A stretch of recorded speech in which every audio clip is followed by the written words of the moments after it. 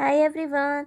In this quick tutorial, I will show you how to create a sample journal so that you can easily organize your weekly agenda. Use this journal app to do so. Open it, then click on Create, choose Sample Journals, and then find this weekly agenda journal where you can see that there are pages for each month. Click on Use this journal,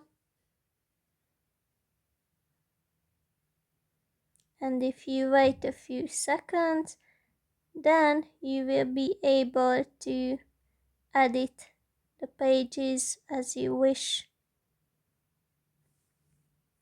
Yes, we are here, and we can click anywhere, write anything, and when you finished, you can save it.